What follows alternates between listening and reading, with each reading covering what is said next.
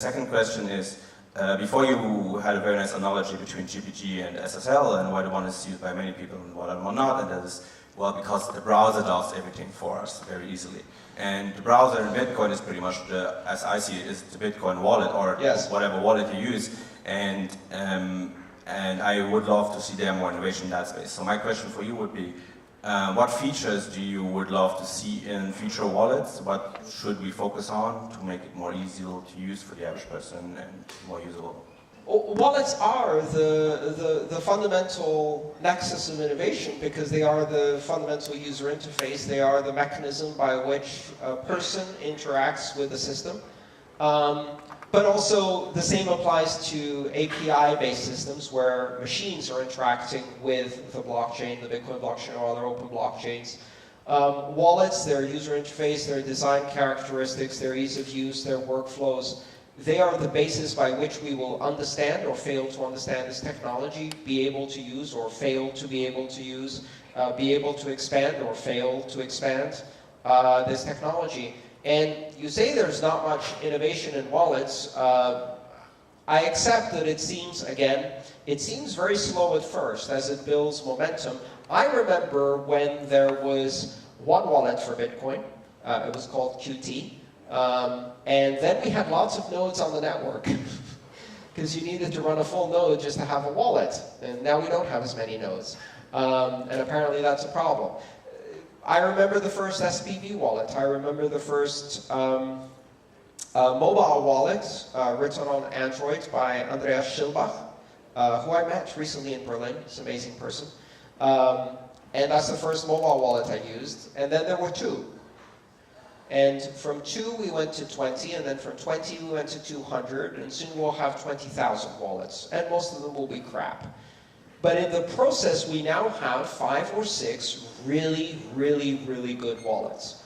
Wallets that offer us ease of use, ease of backup, extensibility, recoverability, resilience, security. Okay, I'm going to do this. I don't normally do this in public, but I would like to say there are a bunch of people in this room who invented BIP39 mnemonic phrases that completely revolutionized how easy wallets are to use. So, round of applause for that team.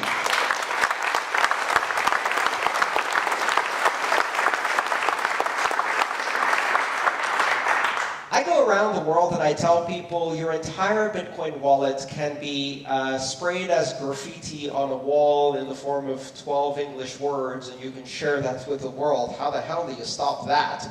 You can transmit your entire wallet by writing it on a piece of paper and recovering it, memorizing 12 words and walking across a tightly controlled border where currencies are confiscated and arrive unscathed in the other side. You can recover all of your transactions and all of your money. Wallets have made enormous progress in the last 2 years, and I think we're missing the fact that they're getting even better. Several new features that are going to revolutionize wallets. Segregated witness with its ability to add commitment signatures to input values, make wallets a lot easier to do, especially offline wallets. The ability to do lightweight transactions with segregated witness. Payment channels and Lightning Network will be mind-blowing in its applications for wallets. And it's going to take at least 3 years until you see those applications, but then they will accelerate. And I hope to see a whole slew of wallets that are dedicated to specific communities, wallets that support people with disabilities, wallets that support people with all kinds of different languages and number systems and cultural practices, etc. And that's one of the things we have to realize, which is we're going to get a lot of diversity here. This is not going to be 1 or 2 wallets that everybody uses. I mean, that would be a disaster. Instead, what I hope to see is a Pareto distribution, a power law of wallets. You have 5 or 6 wallets that have 60% of the user population, and then you have 10,000 wallets, each for a tiny, tiny niche that serve many different purposes. This is a brand new field. It's growing very, very fast. The momentum is picking up. All of this is open source.